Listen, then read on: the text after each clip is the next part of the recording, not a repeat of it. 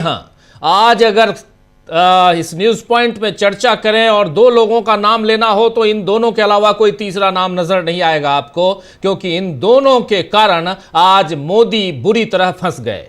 एक तरफ संसद में विपक्ष ने मोदी सरकार को घेर लिया और उधर सुप्रीम कोर्ट में वकील बनकर पहुंची ममता बनर्जी ने एसआईआर पर अपनी दलीलें पेश कर बीजेपी को फंसा दिया। अपने चारों तरफ घेरा बढ़ता देखकर शायद नरेंद्र मोदी इतने घबराए कि संसद ही नहीं आए। 5 बजे संसद में उनको बोलना था, राष्ट्रपति के अभिभाषण पर अपनी बात रखनी थी। वैसे राहुल गांधी ने पहले ही बता दिया था कि मोदी नहीं आएंगे, क्योंकि राहुल के हाथ में वो किताब थी जिससे नरेंद्र मोदी डरे हुए थे।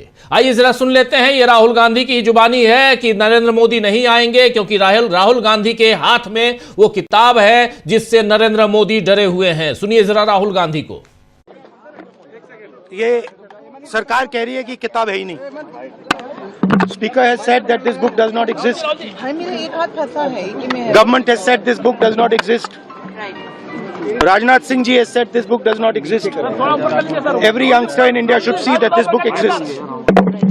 This is Mr. Narawane's book. Naravane जी की किताब है। इसमें उन्होंने पूरा अकाउंट लिखा है। जो लद्दाख का जो अकाउंट था, और मुझे कहा गया है और मुझे कहा गया है कि मैं इस बुक को कोट नहीं कर सकता हूं, बट यहाँ पे पूरा लिखा है। यहाँ पे मेन लाइन है जो प्रधानमंत्री ने कही, जो उचित समझो वो करो। राइट? जब chief of army staff general Naravane ने राजनाथ सिंह जी को फोन किया और कहा कि देखिए कैलाश रिज पर चाइनीज टैंक्स आ गए हैं, हमारी टेरिटरी है, कैलाश रिज पर चाइनीज टैंक्स आ गई हैं, हमें क्या करना है। पहले राजनाथ सिंह जी ने उनको रिप्लाई नहीं दिया। उन्होंने जयशंकर जी से पूछा, एनएसए से पूछा, राजनाथ सिंह जी से पूछा, कोई रिप्लाई नहीं आया। फिर उन्होंने राजनाथ सिंह जी को फोन किया।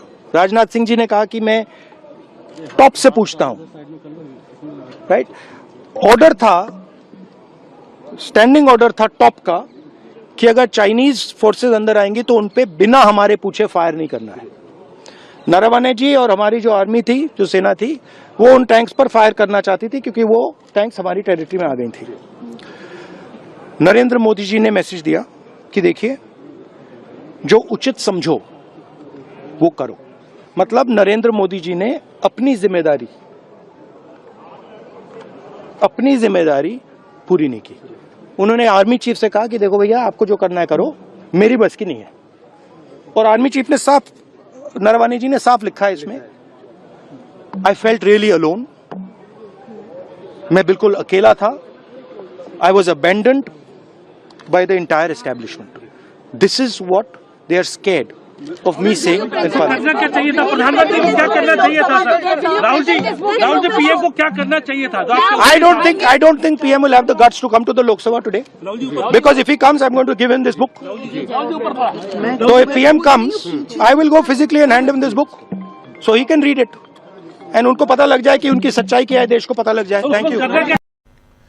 तो सुन रहे थे आप, यहां राहुल गांधी ने सदन के बाहर सरकार की पोल खोलकर रख दी। जिस किताब को अप्रकाशित बताया गया था, पब्लिश नहीं बताया गया था, उसे राहुल गांधी लेकर आ गए आज। और मोदी को शायद यही डर हो कि राहुल गांधी सचमुच उन्हें वो किताब पकड़ा दें तो फिर वो क्या करेंगे। क्योंकि राहुल गांधी ने भी, आपने सुन लिया कि कह दिया कि अगर वो आएंगे तो मैं उनके हाथ में ये किताब दूंगा, पर्सनली जाकर उनको ये किताब दूंगा। और राहुल गांधी को आप याद कीजिए, जब परसों राहुल गांधी बोलना उन्होंने शुरुआत की थी बोलने की और इस किताब का जिक्र किया था, तो राजनाथ सिंह देश के रक्षा मंत्री कहे जो किताब है ही नहीं, प्रकाशित ही नहीं हुआ है, जिस किताब का प्रकाशन ही नहीं हुआ उस किताब को आप कैसे यहां कोट कर सकते हैं? उस दिन राहुल गांधी के हाथ में यह किताब नहीं थी, लेकिन कारवां मैगजीन के वो सारे अंश थे जिसमें ये सारी बातें लिखी गई हैं। और अब आज राहुल गांधी इस किताब को लेकर चले आए और उन्होंने साफ साफ कहा कि मैं ऑथेंटिकेट करने के लिए तैयार हूं, मैं इस किताब को नरेंद्र मोदी के हाथ में देने के लिए तैयार हूं। लेकिन नरेंद्र मोदी को आना था 5 बजे और वो नहीं आए। आज नरेंद्र मोदी को बोलना था संसद में। मोदी को शायद यही डर हो कि कहीं राहुल गांधी सचमुच उन्हें वो किताब पकड़ा दें तो फिर वो क्या करेंगे। वैसे भी मोदी का डर अब देश के सामने खुल ही चुका है दोस्तों। आज अपने डर को दबाने के लिए बीजेपी ने फिर नेहरू पर वार करने वाला दांव चला, जिसे प्रियंका गांधी ने सनक बताया है। आइए जरा सुनिए प्रियंका गांधी क्या कह रही हैं, सुन लीजिए जरा। एक सबसे पहले स्पष्ट ये होना चाहिए कि निशिकांत दुबे जी तभी उठते हैं जब सरकार की इजाजत होती है, जब सरकार कहती है कि जाओ हाउस को डिसरप्ट करो। 0 आवर बैलेट पे आता है, आप देखिए उनका हर रोज 0 आवर आ जाता है। हम मांगते मांगते बैठे रहते हैं, हमारा नहीं आता है। तो जब सरकार चाहती है कि कुछ डिसरप्शन करना है तो वो उनको उठाते हैं। अब आप बताइए, अगर एलओपी को बोलने नहीं दिया, एलओपी को एक किताब जो प्रकाशित है, जो आज आपके सामने भी दिखाई है उन्होंने कि प्रकाशित किताब है, अमेज़न से खरीदी गई प्रकाशित किताब है, उससे कोट नहीं करने दे रहे। आप नियम कह रहे हो कि ये नियम का उल्लंघन है। तो अब ये महाराज उठे हैं और ये 6 किताबें सामने दिखा रहे हैं, उनमें से कोट कर रहे हैं, आप कुछ नहीं कह रहे हैं। इनका माइक चला जा रहा है। और किस लिए कराया गया? ये सरकार स्पष्ट दिखाना चाहती है कि इस संसद में सिर्फ उनकी चलती है। ये तो स्पीकर साहब का भी निरादर है, ये संसद का निरादर है, ये लोकतंत्र का निरादर है, ये इस देश की जनता का निरादर है। ये संसद, मैंने सुबह भी कहा, लोकतंत्र का मंदिर है। इसमें पूरे देश की आस्था जुड़ी है। इस संसद से एक एक हमारा जो नागरिक है उसकी आस्था जुड़ी हुई है। और आस्था किस चीज में है? लोकतंत्र में है, अपनी अभिव्यक्ति में, कि हर नागरिक की अभिव्यक्ति यहाँ पे होनी चाहिए। अब जो लीडर ऑफ ऑपोजिशन है वो खुद एक व्यक्ति नहीं है, वो एक प्रतिनिधि है पूरे विपक्ष का। मतलब कि जिसने वोट दिया इन सब सांसदों के लिए उनके प्रतिनिधि हैं। आप उनका मुंह बंद करना चाहते हो। वो एक किताब से कोट कर रहे हैं, आप उस किताब से कोट नहीं करने दे रहे। और कोई सरकार किसी को रोज रोज खड़ा कर देगी और वो तमाम फिजूल की बातें ऐसी, फिर वही नेहरू की बातें, फिर नेहरू, फिर सनक है ये। और सनक इसलिए है कि आप देश का ध्यान भटकाना चाहते हैं, क्योंकि आपको मालूम है कि अब देश का ध्यान कहाँ गया है। वो जो जनरल साहब है उन्होंने जो कहा आपकी लीडरशिप के बारे में कि चीनी टैंक हमारे सरहद पे खड़े हुए हैं और यहाँ 2 घंटे लगा रहे हैं हमारे लीडर की क्या निर्णय लेना है। और अंत में और वहाँ जनरल साहब इंतजार कर रहे हैं कि कोई निर्णय आएगा, और 2 घंटे बाद निर्णय क्या आता है कि आप खुद ही निर्णय ले लो। और फिर ये लोग बात करते हैं इंदिरा गांधी जी का, ये लोग बात करते हैं इतिहास का। इंदिरा गांधी जी कभी पीछे हटी निर्णय लेने से? कभी पीछे हटी? पाकिस्तान के 2 टुकड़े कैसे किए? अपने कमरे में दुबक के कि हम निर्णय नहीं लेंगे, आप ले लीजिए। ऐसे नहीं होती है लीडरशिप, नेतृत्व ऐसे नहीं होता है, देश ऐसे नहीं चलता है। और तो यहां प्रियंका गांधी साफ साफ कह रही हैं कि लीडरशिप क्या होती है, नेतृत्व क्या होता है। यह बात यहां प्रियंका गांधी ने बता दी और इंदिरा गांधी का एग्जाम्पल देकर, उदाहरण देकर समझा दी उन्होंने। वैसे आज नेतृत्व की ऐसी ही मिसाल ममता बनर्जी ने भी पेश की है। थोड़ा सा संसद से बाहर सुप्रीम कोर्ट की ओर, और ये तस्वीरें आप देख रहे हैं। सबसे शुरुआत में इधर आप देखिए एक तस्वीर दिखाई दे रही है, ये है ममता बनर्जी की तस्वीर। ममता बनर्जी आज वकीलों की टोली में शामिल। ममता बनर्जी के जुझारू तेवर तो सब जानते हैं, लेकिन आज उन्होंने वकील बनकर जिस तरह सुप्रीम कोर्ट में एसआईआर के खिलाफ अपनी दलीलें पेश की, उसने एक नया इतिहास आज रच दिया है। आपको बता दूं कि ममता बनर्जी ने अपनी दलील खत्म करते हुए लोकतंत्र बचा लीजिए की जो अपील माननीय न्यायालय से की, उसमें मोदी सरकार बुरी तरह से घिर गई है। ममता बनर्जी ने साफ यही कहा कि मिलॉर्ड, सर कह रही थी वो, सर प्लीज हमारे लोकतंत्र को बचा लीजिए। आइए जरा सुनिए एक छोटी सी बाइट ममता बनर्जी वकील के रूप में अपनी दलीलें पेश करते हुए, आप लोगों में से बहुत सारे साथी दिन में जब हम लाइव कर रहे थे सीधे सुप्रीम कोर्ट में जो कुछ चल रहा था इसको आप लोगों ने देखा है, लेकिन यहां बहुत महत्वपूर्ण है, आज दिन भर के घटनाक्रम पर नजर डालें तो ममता बनर्जी की आज की इस बाइट को सुनना भी बहुत जरूरी है। सुनिए जरा। With this permission, sir, only one thing, sir. Your point we have well taken. Sir, it depends on some district, some states, sir. We have suppose 44 district. We have 23 district. Now SDM is depends on the district wise. Now whatever we have the strength, we have included all. Alright. We are cooperating to them all. Micro. To provide class to group. Yes, we have given, sir. Whatever they ask, Alright. we have given. But they are telling All right. Please. what I don't believe. I think we will be able to find out a practical solution. Very well. On Monday when we take up this matter, we are granting them 2 days time to have instructions based upon these all the notes and information which you have gathered. Very well. And you also on Monday, please give us the list of the Group B officers which you are in a position to spare Yes. and to provide to them for their Furnish it in assistance. advance. So that And your lordships may list that matter also because there is direct bearing on that. ICT There is an atmosphere of hostility, election commission says. And it contains all our communications to the but government, with written trying for communication help. issued contemporaneous. issue notice. Manoj, I have one apprehension, that's all I have. I don't want Mr. Dwivedi coming on Monday and saying now we have finished 1.2 crore hearings as a figment of his. It's all right. Numbers. We are entitled to our defense. Correct, that's what you're saying. That's an ongoing exercise that will continue. Sir, only my last submission, sir. Sir, what about they have only first phase 58 lakhs deleted. They didn't have any scope to appeal even Form 6. Number 2, the second phase, 1 crore 30 lakhs. Only my request would be, whatever the system is maintaining the other state, they are only targeting Bengal.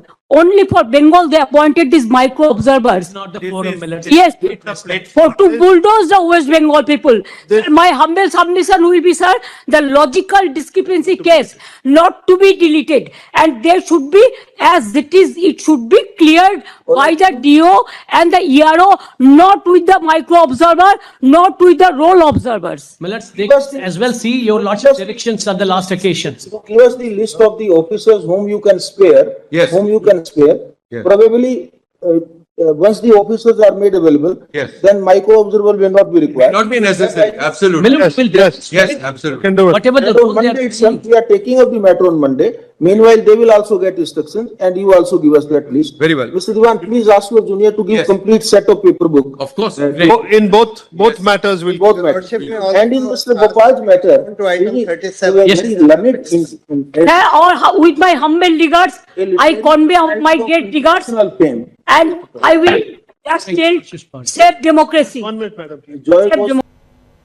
तो देख लिया आपने, हाथ जोड़कर इन्होंने अंबल regard से यहां पर साफ साफ कहते हुए कि आप सेव कर लीजिए इस डेमोक्रेसी को। ममता बनर्जी ने कहा है कि न्याय बंद कमरों के पीछे हो रहा है, हम कहीं से न्याय नहीं पा रहे हैं। मैंने चुनाव आयोग को 6 बार पत्र लिखा लेकिन कोई जवाब नहीं मिला। ममता बनर्जी ने आरोप लगाया है कि चुनाव आयोग बंगाल को निशाना बना रहा है। यह चुनाव आयोग नहीं बल्कि व्हाट्सएप कमीशन है।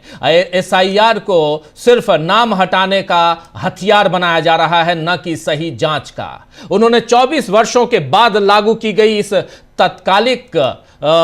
तत्कालिकता पर भी चिंता जताई कि आखिर आनन फानन में आप ये क्यों कर रहे हैं, जिसे फसल कटाई के मौसम और प्रवासन के चरम समय के दौरान जब यहां से लोग दूसरी जगह जाते हैं, यानी माइग्रेट करते हैं, इस राज्य से दूसरे राज्य में काम करने के लिए जाते हैं, और उसके अलावा फसल कटाई की बात है, उस समय आप 3 महीने के दौरान जल्दबाजी में पूरा क्यों करवाना चाहते हैं SIR को, और इसके लिए मानवीय नुकसान को भी दर्ज किया गया है जिसमें 100 से ज्यादा लोगों की मौत हो गई है। BLO सदस्यों की मौतें और बड़े पैमाने पर अस्पताल में भर्ती होना शामिल है इसमें। ममता बनर्जी ने यह भी बताया आज कि SIR के पहले चरण में ही लगभग 58 लाख लोगों के नामों को काट दिया गया। क्यों? क्योंकि बताया गया ये मृत हैं, इनको मृत घोषित कर दिया गया। कई महिलाओं के नाम हटाए गए हैं जिससे यह प्रक्रिया महिला विरोधी लग रही है। सुप्रीम कोर्ट ने ममता बनर्जी की याचिका पर चुनाव आयोग को नोटिस जारी किया।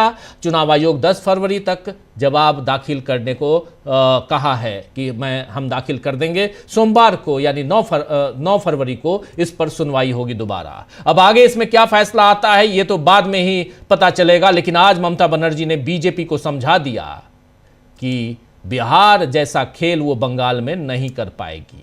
इससे पहले ज्ञानेश कुमार को भी ममता बनर्जी ने जिस तरह से घेरा है, उसके बाद बीजेपी बैकफुट पर दिख रही है। ममता बनर्जी की दलीलों पर अखिलेश यादव ने क्या कुछ कहा है, जरा उनको भी सुन लीजिए। लेते हैं यहां पे, जरा सुनिए अखिलेश यादव को।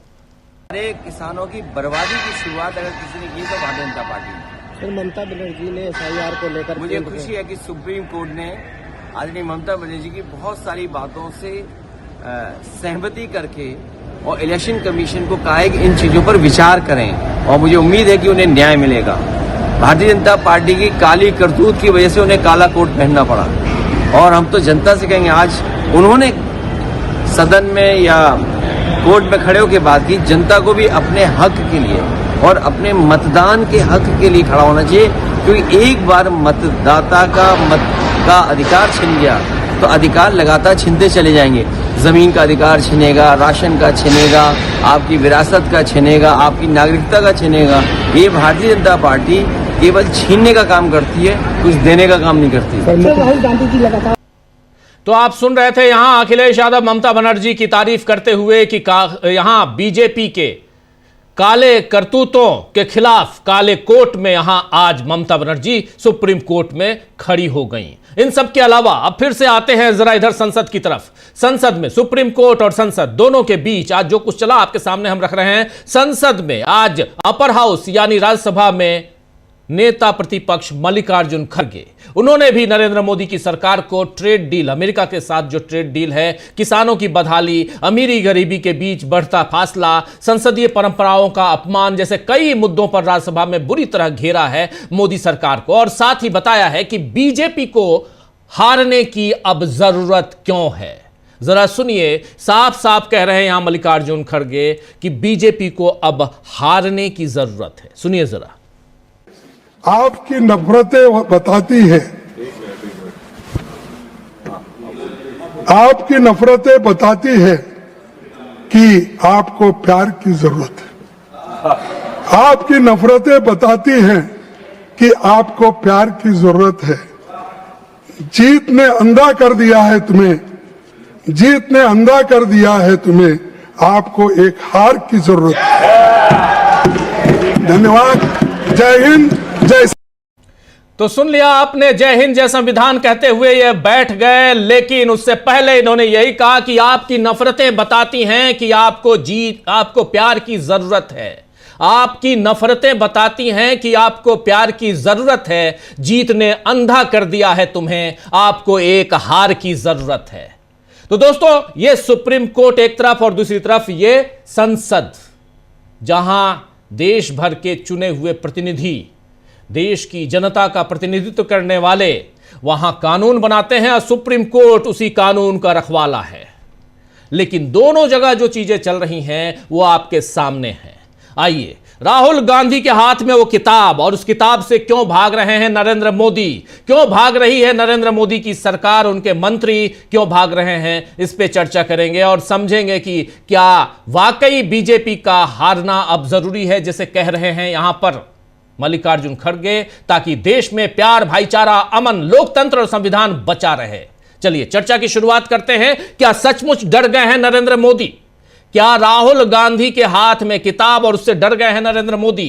राहुल और ममता की हुंकार से डर गए क्या नरेंद्र मोदी? चलिए शुरुआत करते हैं। हमारे साथ कुछ बड़े साथी जुड़े हुए हैं, उनसे आपका परिचय करवाता हूं और फिर आगे बढ़ते हैं। देखिए, 5 वरिष्ठ साथी हमारे साथ जुड़े हुए हैं। हमारे साथ सुनील शुक्ला जी हैं, हमारे साथ अमलेंदु उपाध्याय जी, डॉक्टर राकेश पाठक जी, शकील अख्तर जी और प्रशांत टंडन जी, मुकेश कुमार सिंह साहब, तमाम साथी हमारे यहाँ मौजूद हैं। आप सबका स्वागत है, इस्तकबाल है, स्वागत इस्तकबाल आप तमाम दोस्त साथी शुभचिंतक आप सबका, जो अब तक जुड़ चुके हैं उनका भी, जो जोड़ने वाले हैं उनका भी। आंखों देखी शकील जी, क्या कुछ चल रहा था उधर संसद में? सुप्रीम कोर्ट में जो हुआ सब कुछ आपके सामने वीडियो के जरिए हम रख चुके हैं, लेकिन संसद में बहुत सारी चीजें वीडियो के बाहर भी होती हैं, और शकील जी से बेहतर कौन बताएगा। शकील जी, क्यों यहाँ पर नरेंद्र मोदी तो 5 बजे बोलने वाले थे, जवाब देने वाले थे आज अभिभाषण पर जो चर्चा हुई उस पे। बार हर चीज के लिए इनका दावा होता है पहली बार, दुनिया में कहीं कुछ नहीं हुआ, इन 12 साल में ही सब कुछ पहली बार हुआ। तो जनाब पहली बार यह हो गया कि सदन का नेता प्रधानमंत्री दिए हुए नियत समय पे राष्ट्रपति के अभिभाषण पे जवाब नहीं दे पाया। भारत के इतिहास में, संसदीय इतिहास में पहली बार। पहले 4 बजे तय किया था, फिर 5 बजे आए, लेकिन 5 बजे भी प्रधानमंत्री आके राष्ट्रपति के अभिभाषण का जवाब नहीं दे पाए।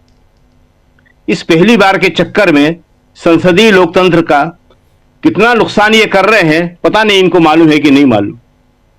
मल्लिकार्जुन खड़गे ने बहुत सही कहा, लास्ट बोला, बिल्कुल अंतिम शब्द थे उनके, इन्हें एक हार की जरूरत है।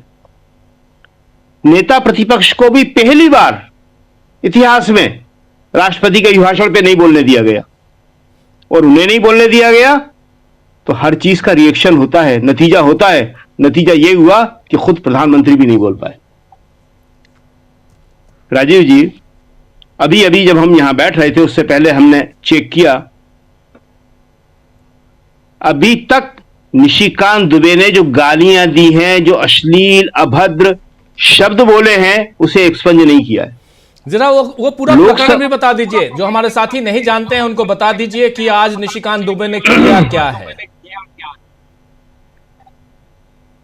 अभी तक उसको एक्सपंज नहीं किया है। जितना समय निशिकांत दुबे को सदन में दिया उससे कई गुना समय यहां पे मीडिया को, व्हाट्सएप के उनकी जो अपनी यूनिवर्सिटी है उसको दे रहे हैं कि जितना फैला सकते हो इस बात को फैला दो। जो जो शब्द निशिकांत दुबे ने कहे हैं वो हम नहीं दोहरा सकते यहां पे। वो असंसदीय से भी बहुत आगे हैं, संसद के बाहर भी वो कहीं नहीं बोले जाते हैं। हुआ ये कि सुबह से लोकसभा नहीं चल रही थी, 2 बजे, पहले 12 बजे तक हुई, फिर 2 बजे तक हुई। एक विपक्ष बहुत बड़ा बैनर लेके आया हुआ था, 2 बैनर थे उनके पास, उस पर लिखा हुआ था, वो शायद देख नहीं पाए होंगे, आप लोग नहीं दिखाया होगा, इन्होंने थोड़ा सा अंश कहीं दिख गया हो। जो उचित समझे वो करें।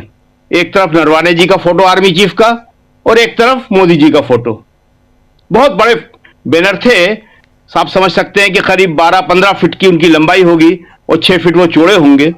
तो दिखा रहे थे विपक्ष के लोग, पूरा विपक्ष एक था, टीएमसी, एसपी सब एक थे। और फिर तेनेट्टी साहब को, इनको स्पीकर साहब नहीं आए, इन्हें बुलाया, ये आए चेयर पे, उसी वक्त समझ गए थे लोग। और उससे पहले सब हम लोग देख ही रहे थे कि निशिकांत दुबे की टेबल पे किताबों का ढेर लगा हुआ है और जगदम्बिका पाल उन्हें समझा रहे हैं और भी 1-2 लोग उन्हें समझा रहे हैं। वो किताबों का ढेर देख के सबकी समझ में आ गया था क्या होने वाला है। और जैसे ही उन्होंने राष्ट्रपति के भाषण पे निशिकांत दुबे को बोलने के लिए कहा, उन्होंने गालियों की शुरुआत कर दी, ठीक वैसी ही गालियां जैसे रमेश विधूड़ी ने लोकसभा में दी थी। एक के बाद एक किताब उठाते थे, बताते थे, रखते थे, और उन्हें रोकने टोकने की चेयर की तरफ से कोई कोशिश नहीं हुई। विपक्ष बहुत आक्रोश में, वेल में आ गया, पर्चे फेंकने लगा, यहां तक कि चेयर के ऊपर ही पर्चे फेंके उन्होंने। लेकिन निशिकांत दुबे को पूरी छूट दी गई, बोलते जाओ जो बोलना है। एक किताब उठाते थे, उसका नाम लेते थे और गालियां, नेहरू को, इंदिरा जी को, पूरे नेहरू गांधी परिवार को। बेहद शर्मनाक दृश्य था। और उसके बाद जब उन्होंने देखा कि काम पूरा हो गया है, सारी किताबें उन्होंने दिखा दी है, सब कुछ बोल दिए हैं, सारी कटिंग उन्होंने दिखा दी है, जो जो बोल रहा था किताब में क्या लिखा है किसी को नहीं मालूम, नाम लेते थे किसी का भी और गालियां शुरू हो जाते थे। उसके बाद उन्होंने कहा कि सदन जो है 5 बजे तक के लिए स्थगित कर दिया जाता। काम पूरा हो गया सरकार का। और अभी जो हम बता रहे हैं, अगर राहुल ने, जो परसों था, थोड़ी देर में ही आ गया था राहुल की बात, जिसमें राहुल ने कुछ भी नहीं कहा था, नरवाणे का नाम लिया था, वो एक्सपंज कर दिया था। कल केसी वेणुगोपाल का एक्सपंज कर दिया था। 2-3 दिन से रोज ये हो रहा है जी। और उसमें कहीं कुछ नहीं है। राहुल के मुंह से तो आज तक किसी ने गाली सुनी नहीं है, अभी तक उसको एक्सपंज नहीं किया गया है। और ये कौन सी संसदीय परंपरा है जब स्पीकर कहते हैं कि आप किताब को कोट नहीं कर सकते। राहुल एक किताब को कोट कर रहे थे, यहां उन्होंने हमारे ख्याल में 8, 10, 12 किताबें होंगी, उससे ज्यादा होंगी। क्लिपिंग अलग थी उनके पास। ये क्लिपिंग्स है, देखिए ना, क्लिपिंग्स है, पोस्टर्स है, सब दिखा रहे हैं। इनके लिए कुछ भी नहीं, इनके लिए कोई नियम कायदा नहीं, इनके लिए 349 नहीं है, इनके लिए नहीं है।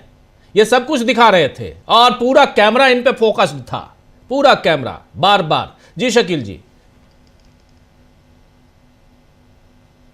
दो अलग अलग हो जाती है, एक टीवी में देखना, वहां का वो सिलेक्टेड आइटम दिखा रहे होंगे यहाँ पे जी, और हम लोग जो है वहां पे अंदर का सारा दृश्य देख रहे थे जी। तो उसमें बहुत सारी चीजें हैं। निशिकांत दुबे पे लोगों की निगाहें कम थी, विपक्ष में ज्यादा थी कि विपक्ष कितना आक्रोश में है, गुस्से में है।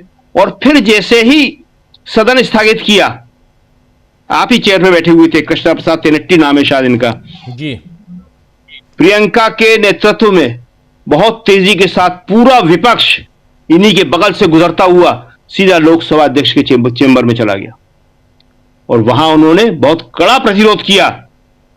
क्या भैया क्या कर रहे हैं? बीजेपी के लोग भी घुस गए वहां पे जी। काफी आरोप प्रत्यारोप हुआ, गर्मा गर्मी का माहौल रहा वहां पे। लेकिन आज जो हुआ और जिस तरह ये देखिए जो कह रहे हैं, जरा इसको दिखा देते हैं, जरा इसको दिखा देते हैं, फुल दिखा देते हैं। बहुत छोटा, किसी ने सांसदों में से किसी ने इसको रिकॉर्ड किया है, बहुत छोटा है, 8 सेकंड का है, लेकिन बहुत इंपॉर्टेंट है दोनों साइड से बिल्कुल। और आप देखिए कि कैसे आराम से इस ढंग से बैठे हुए हैं लोकसभा अध्यक्ष। जरा इसको फुल स्क्रीन लेके आइए, जो आप कह रहे हैं इसको देखना जरूरी है। देखिए जब प्रियंका गांधी के नेतृत्व में पूरे गए हैं, फुल स्क्रीन लेके आइए, बहुत महत्वपूर्ण है जो यहां शकील जी कह रहे हैं। आंखों देखी, बहुत कुछ हम लोग ऐसा है जो टेलीविजन पे नहीं देख पाते हैं, लेकिन जब आप वहां मीडिया दीर्घा से, अगर आप प्रेस गैलरी से अगर देखेंगे, वहां बैठते हैं, तो बहुत कुछ आप अपनी आंखों से देख पाते हैं कि क्या चल रहा है, जिसका जिक्र यहां कर रहे हैं शकील जी। जरा देखिए, फुल स्क्रीन देखिए।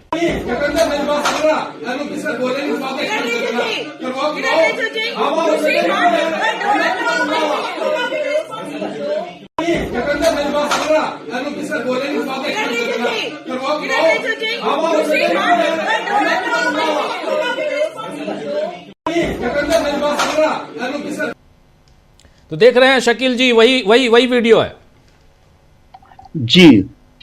तो बहुत ही शर्मनाक दृश्य था आज।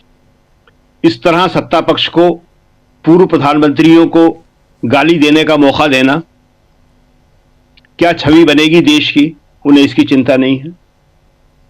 लेकिन चाहे निशिकांत दुबे को वो ले आए, चाहे कुछ कर ले, अंत में वही हुआ जो राहुल गांधी ने कहा था कि प्रधानमंत्री नहीं आएंगे, और प्रधानमंत्री नहीं आए। ये कोई अच्छी बात नहीं है। प्रधानमंत्री को आना चाहिए, जवाब देना चाहिए राष्ट्रपति के अभिभाषण पे, लेकिन पहले आपने नेता प्रतिपक्ष को नहीं बोलने दिया और आज आपके साथ भी यही स्थिति हो गई। राहुल गांधी ने इससे पहले सदन के बाहर जो आपने वीडियो दिखाया वो सब कुछ कह दिया, और ये बैनर बाहर भी लगे हुए थे, जो उचित समझो वो करो। राहुल ने किताब दिखाते हुए सबसे पहले, जब राहुल बाहर आए, ये वीडियो थोड़ी देर बाद का है, उससे पहले एक छोटा और वीडियो है, राहुल ने बाहर आके सिर्फ एक वाक्य बोला था, जो उचित समझो वो करो, और बड़ा मीनिंगफुल था। उस समय ऐसा लगा कि राहुल, हालांकि ऐसा करते नहीं है, कि राहुल ये द्विअर्थी संवाद बोल गए। उन्होंने भी जैसे चैलेंज किया हो कि ले ये किताब लेके मैं आया हूं, जो उचित समझो मेरे खिलाफ भी करो। हालांकि वो कहा यह गया था कि नरवाणे से जो मोदी ने कहा था वो उसको बता रहे थे कि जो उचित समझो। और आज मतलब आश्चर्यजनक, और क्या हालत इन लोगों ने कर दी है, उसके क्या परिणाम हो रहे हैं। जो पोस्टर बैनर सदन के बाहर लगाए गए थे, उनमें विपक्ष एपेस्टीन का फोटो भी लगाए हुए था जी, मोदी जी के साथ एपेस्टीन का फोटो भी लगाया हुआ था।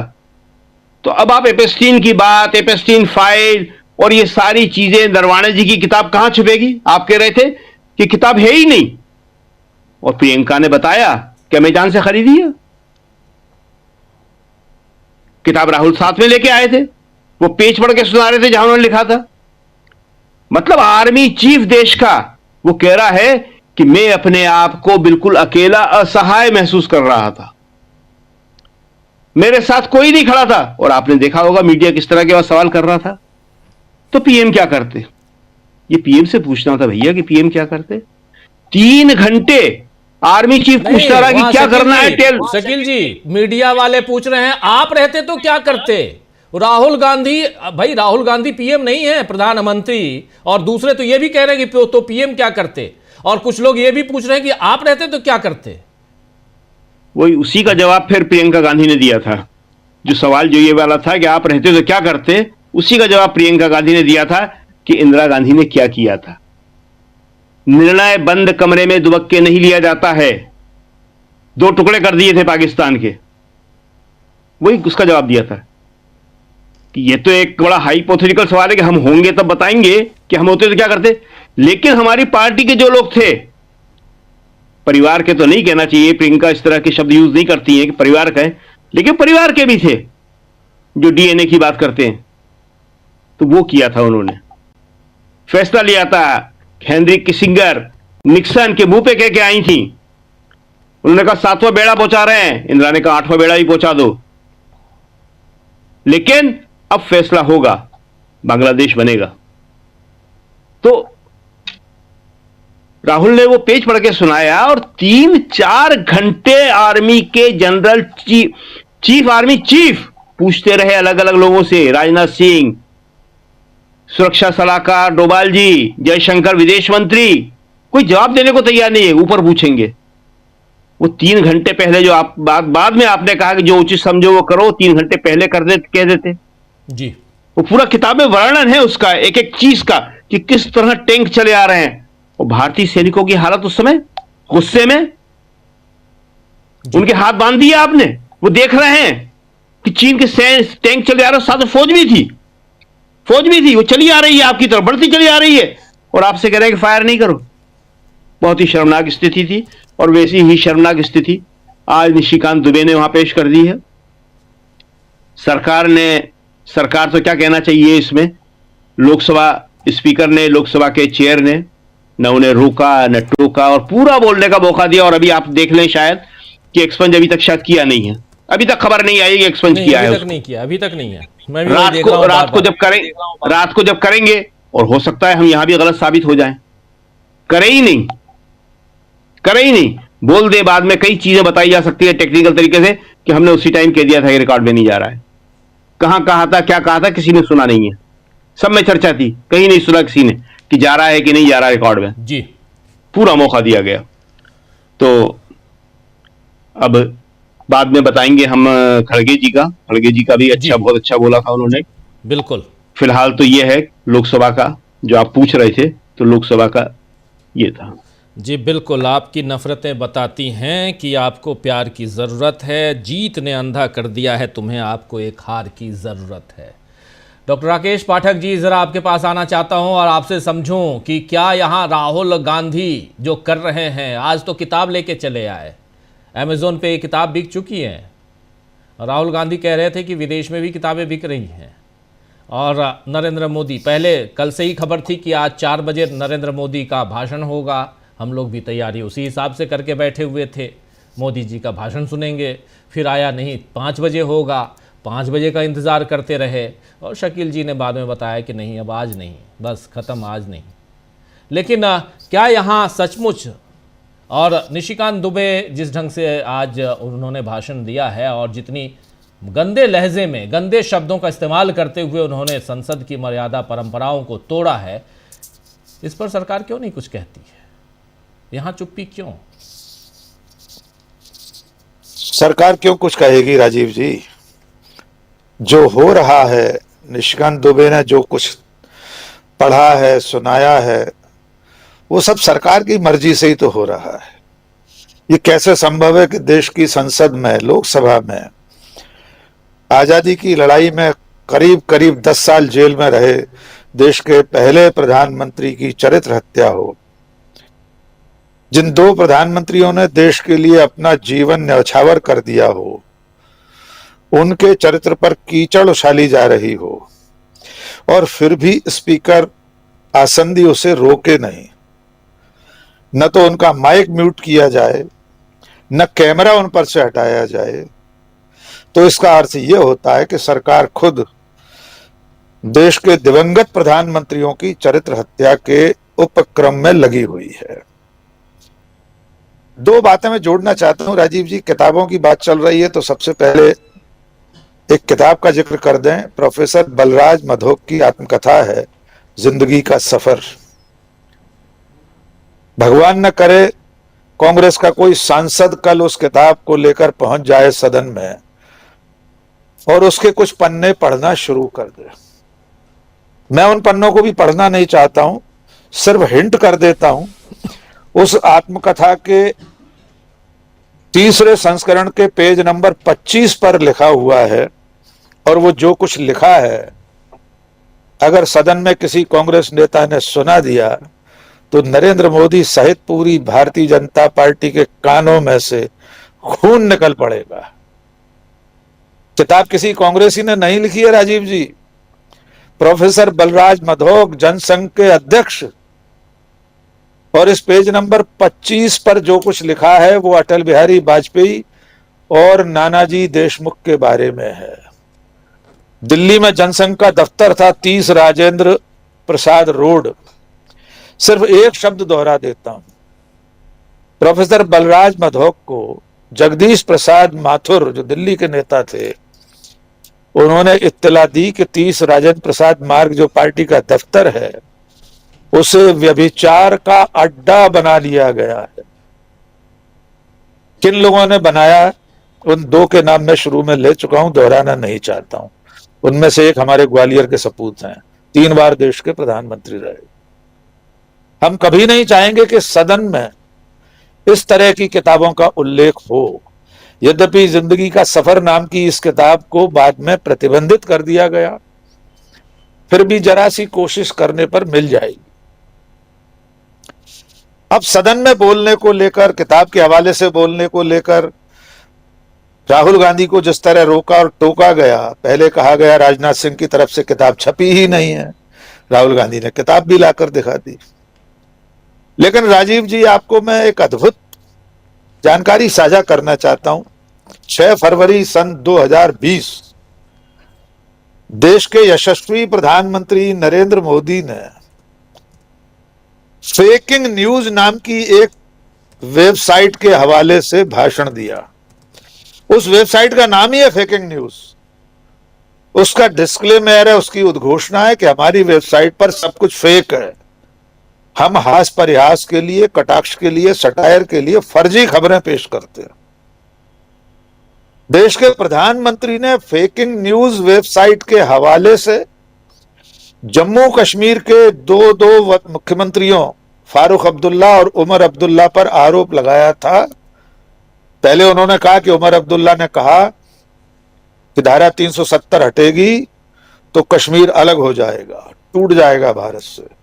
फिर उन्होंने फारूक अब्दुल्ला का नाम लेकर कहा कि फारूक अब्दुल्ला ने कहा है कि 370 अगर हटा दी गई तो कश्मीर में तिरंगा फहराने वाला कोई नहीं मिलेगा, उसकी आजादी का रास्ता खुल जाएगा। ये दोनों ही बातें फेक थी। फेकिंग न्यूज वेबसाइट का ही नाम है राजीव जी। और देश का प्रधानमंत्री सदन में पड़ गया था। उस वक्त भी बहुत हंगामा हुआ था। नियमों का हवाला दे रहे हैं स्पीकर महोदय। 2020 में इसी आसंदी पर बैठकर कह रहे थे कि राष्ट्रपति के अभिभाषण में किसी भी विषय पर बात हो सकती है, और अगर सदस्य चाहें तो जिस विषय को जोड़ना चाहते हैं उस पर भी बात हो सकती है। उसी जिह्वा से, उसी जीभ से, उसी मुंह से, उसी कुर्सी पर बैठकर ओम बिरला अब ये कह रहे हैं कि राष्ट्रपति के अभिभाषण पर इससे इतर कोई बात नहीं हो सकती। गजब का पाखंड है राजीव जी। मुझे नहीं लगता पूरी दुनिया में भारतीय जनता पार्टी, राष्ट्रीय स्वयंसेवक संघ जैसी मक्कारी और पाखंड दुनिया में कहीं होगा। और इस कदर बेशर्मी है कि अपने ही कहे से कब मुकर जाएं, इसकी कोई गारंटी नहीं। अब बात प्रधानमंत्री के सदन में न आने की।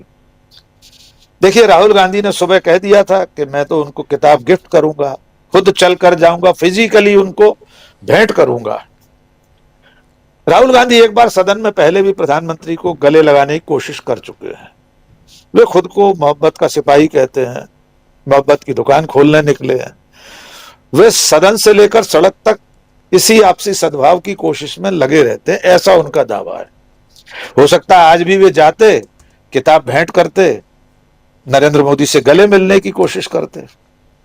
प्रोफेसर वसीम बरेलवी ने लिखा है, वो मेरे चेहरे तक अपनी नफरतें लाया तो था, वो मेरे चेहरे तक अपनी नफरतें लाया तो था, मैंने उसके हाथ चूमे और बेबस कर दिया। राहुल गांधी हो सकता है सदन में नरेंद्र मोदी के पास जाकर कहते कि इतनी नफरत में क्यों जी रहे हो, थोड़ा सा मोहब्बत से मुस्कुराकर जी लो, इस किताब के कुछ पन्ने पढ़ लो, इसका जवाब देते बने तो दे दो। असल दिक्कत यह है कि उस किताब में जो कुछ लिखा है उतना ही हिस्सा नहीं है डॉक्टर साहब, उसके अलावा भी बहुत कुछ है। उस किताब में यह तक हिंट किया गया है कि कोई ना कोई है जो दिल्ली में बैठा था, जो चीन की सीमा पर इतने ज्यादा संकट के समय भी हाथ पर हाथ धरे बैठा था। कोई बैठा था जो फैसले नहीं ले रहा था। इस एक वाक्य में तो है ही, जो तुमको ठीक लगे सो करो हमारी बला से। उसमें इतना भी कह देते हमारी बला से राजनाथ सिंह, लगभग भावार्थ उसका यही था कि तुम जानो तुम्हारा काम जाने, तुम्हारा सिर फूटे तो फूटे, ओखली में तुमको सिर देना है, प्रधानमंत्री को कोई लेना देना नहीं चीन की सीमा से। डर उनको इसी बात का है कि अगर राहुल गांधी अब प्रामाणिक किताब के हवाले से ये सारे तथ्य रख देंगे तो किस नियम किस कायदे से, संसद के दस्तावेजों में से, रिकॉर्ड में से आप इन बातों को हटा पाएंगे। हमेशा के लिए दर्ज हो जाएगा कि जब चीनी टैंक हमारी छाती पर चढ़े चले आ रहे थे तो देश का प्रधानमंत्री छुप कर बैठा हुआ था। डर इसी बात का है, इसलिए निशिकांत दुबे जैसे लोगों को सामने लाकर दिवंगत प्रधानमंत्रियों की चरित्र हत्या की जा रही है। लेकिन आज का दिन देश के संसदीय इतिहास का बेहद काला दिन था। दुनिया की किसी संसद में मुझे नहीं लगता जहां इस तरह का लोकतंत्र है वहां सत्ताधारी दल, विपक्ष के नेताओं और ऐसे लोगों जो उस देश की आजादी की लड़ाई में शहीद हो गए, आजाद भारत की एकता के लिए शहीद हो गए, ऐसे प्रधानमंत्रियों पर इस तरह कीचड़ उछाला जाए, इस देश को इससे ज्यादा शर्मनाक दृश्य इससे पहले न कभी देखने को मिला है और भगवान न करे कभी मिले। जी राजीव जी। जी बिल्कुल बिल्कुल आप सही कह रहे हैं कि ये एक काला, बेहद काला दिन आज का, और इस दिन को लेकर जितनी बातें हो रही हैं होंगी वो बहुत ही कम होंगी। जल्दी से प्रशांत जी, फिर सुनील जी, तमाम आप साथी आप सबके पास आता हूं। प्रशांत जी, सेकेंड राउंड में आएंगे तो ममता बनर्जी की भी बात हम करेंगे, लेकिन फर्स्ट राउंड में जो कुछ चल रहा है और उसमें भी निशिकांत दुबे को क्या स्पेशली यहां खड़ा किया गया। इस बीच राहुल गांधी ने भी एक ट्वीट कर दिया है अपने दिन के ही उसको करते हुए कि मोदी डर गए। राहुल गांधी ने जो ट्वीट किया उसमें कहा है साफ साफ कि जैसा मैंने कहा, पीएम मोदी संसद में नहीं आएंगे क्योंकि वो डरे हुए हैं और सच्चाई का सामना नहीं कर पाएंगे। मोदी जी डर गए सच्चाई से। राहुल गांधी ने मोर्चा खोल रखा है। प्रशांत जी, देखिए राजीव जी, जो राष्ट्रीय परिदृश्य है और वो ग्लोबल परिदृश्य है, टैरिफ भी है इसमें अपस्ट्रीम फाइल्स भी हैं, इसमें अडानी का केस भी है, इसमें नरवाने के खतरनाक खुलासे भी हैं। ये जो पूरा भारतीय राष्ट्र राज्य को लेकर एक परिदृश्य बन गया पिछले 48 घंटे में, उसमें निशिकांत दुबे तो बहुत छोटा किरदार है, एक गालीबाज सांसद है और वो यही करते रहते हैं। मैं उनके अलावा जरा बात करता हूँ। निशिकांत दुबे ने तो असल में अगर आप उसको गहराई से सोचेंगे तो उन्होंने ओम बिरला का मजाक उड़वा दिया। और मेरा वीडियो ठीक आ रहा है? जी जी बिल्कुल बिल्कुल क्लियर, बढ़िया जी। तो उन्होंने ओम बिरला का मजाक उड़ा दिया कि ओम बिरला ने व्यवस्था दी थी, आज वो 5 किताबें लेके चले आए। तो उन्होंने किसका मजाक उड़ाया? ओम बिरला का मजाक उड़वा दिया पूरे मीडिया में और जो भी देख रहा था उसको। अब जो आप देखिए कि जनरल नरवाने जितना अकेले थे 31 अगस्त रात को 10:30 बजे, आज की तारीख में भारत के प्रधानमंत्री उतने ही अकेले हैं और बड़े बड़े आरोप लग गए। राहुल गांधी ने अगर कह दिया कॉम्प्रोमाइज प्राइम मिनिस्टर, और उस कॉम्प्रोमाइज प्राइम मिनिस्टर को डिफेंड करने कोई नहीं आया सिवाय उनकी पार्टी के या निशिकांत दुबे के अलावा। किसी भी गंभीर व्यक्ति ने उनको डिफेंड किया, किसी अखबार के संपादकीय लिख के उनको डिफेंड नहीं किया, किसी बड़े कॉलम लिखने वाले ने डिफेंड नहीं किया, कोई और सीरियस क्वार्टर से उनको कोई राजनयिक ने, कोई पुराना अध्यक्ष ने उनको डिफेंड नहीं किया। तो उतने ही अकेले हैं वो। और आप सोचिए कि व्हाइट हाउस की प्रवक्ता, ट्रंप की प्रवक्ता मजाक उड़ा रही है। वो कह रही है कि जी हमने 28% लगाया है टैरिफ, उनके ऊपर 18% और होगा। वीडियो डाउन हो रहा है जी। मैं दोबारा जुड़ता हूँ थोड़ी देर जी। आप थोड़ी देर में दोबारा जुड़िए जल्दी से। सुनील शुक्ला जी आपके पास आना चाहता हूं, फिर मुकेश जी भी हमारे साथ हैं, अमलेंदु जी, आप तमाम साथियों के बीच। सुनील शुक्ला जी, राहुल गांधी कह रहे हैं नरेंद्र मोदी डर गए, मैं किताब लेके आया था, उनको गिफ्ट करना चाहता था और नहीं आए। और जैसा शकील जी भी कह रहे हैं, आप हम सब ने देखा है संसदीय परंपरा में खासकर ऐसी घड़ी बहुत कम आई है कि नेता सदन एक नहीं दो बार समय देता है और वो नहीं आता है। सुनील शुक्ला जी। धन्यवाद राजीव जी। नहीं, यह तो होता है कि प्रधानमंत्री के द्वारा निर्धारित किया गया हो वो बदल जाए, लेकिन उसके कारण ज्ञात होते हैं सबको। ऐसा कभी नहीं हुआ कि अगर निर्धारित समय पर बहस का जवाब देने के लिए अगर प्रधानमंत्री उपस्थित नहीं हुए तो उसके कारणों की जानकारी किसी को न हो। ये पहली बार हो रहा है। लेकिन यह निश्चित रूप से है कि यह देश के संसदीय इतिहास में पहला मौका है जब राष्ट्रपति के अभिभाषण पर विपक्ष के नेता को बोलने नहीं दिया गया। विपक्ष के नेता के न बोलने देने का मतलब कि लगभग 67% जनता ऐसी है जिसको संसद में बोलने नहीं दिया गया। सरकार के पास 37% लोगों का मत प्राप्त है, बाकी लोग विपक्ष के साथ ही हैं। विपक्ष के नेता को ही आपने बोलने नहीं दिया, तो ये तो पहला मौका। और विपक्ष के नेता को सत्तारूढ़ दल के लोगों को नहीं बोलने नहीं दिया। जो लोकसभा स्पीकर की भूमिका थी उस पर लोगों को ने संदेह पैदा किए, उसकी आलोचना की गई। अगर आप विपक्ष के नेता को नहीं बोलने देंगे तो कौन बोलेगा जी? क्यों नहीं बोलने देंगे? लेकिन यह भी एक अच्छी संतोष देने वाली चीज है, बल्कि गर्व करने की भी चीज है कि पूरे के पूरे विपक्ष ने एकजुटता का परिचय दिया।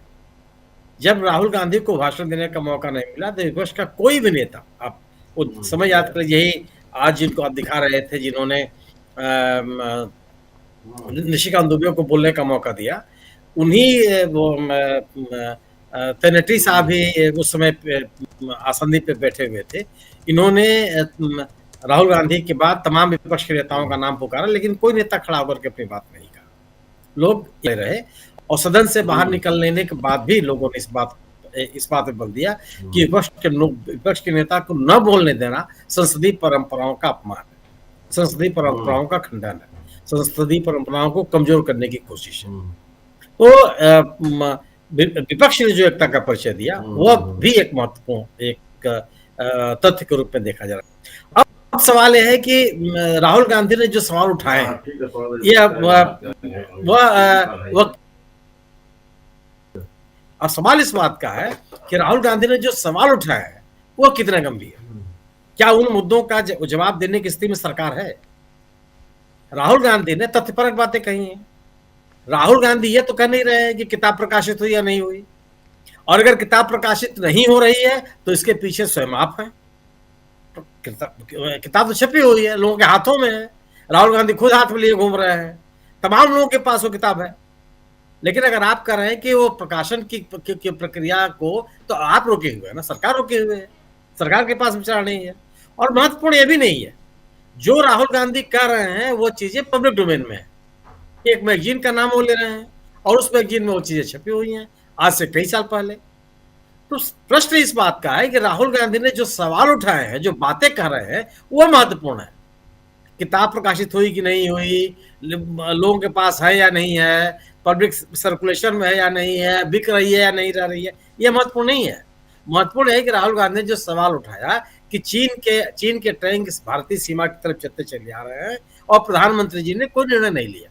जी, राष्ट्रवाद के नाम पर ढिढोरा पीटने वाले लोगों ने जो चीन को लाख दिखाने की बात करते थे, उनका व्यवहार सामने आया, और वो भी किसी सामान्य व्यक्ति के द्वारा नहीं, किसी ऐसे व्यक्ति ने ये बात नहीं कही है जो केवल घटनाओं को समेट करके कोई किताब लिख देता।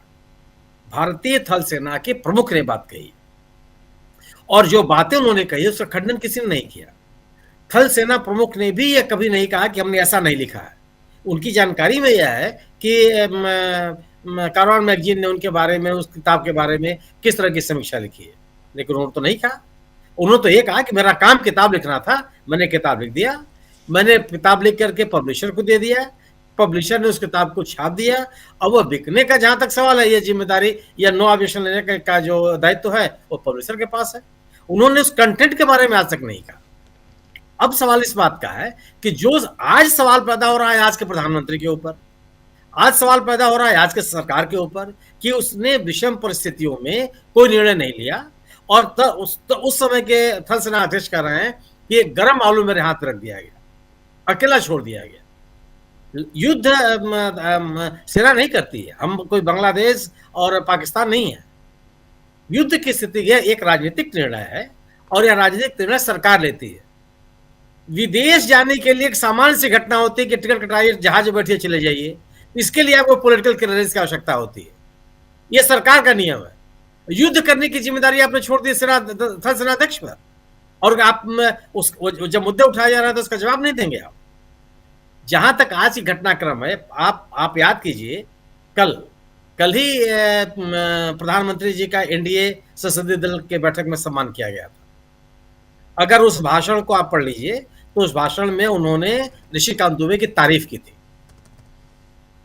कल ही यह संकेत मिलने लगा था कि निशिकांत दुबे जी कुछ करने वाले हैं, प्रधानमंत्री जी ने उनकी तारीफ की। और राहुल गांधी तो जिस किताब का नाम ले रहे हैं, उन्होंने उस किताब के अंश पढ़ने की कोशिश की। जो किताब निशिकांत दुबे दिखा रहे हैं वह कोई नई बात भी नहीं है। नेहरू जी के ऊपर कितने हमले प्रधानमंत्री ने किए, आप याद कर लीजिए, कोई पहली बार है क्या?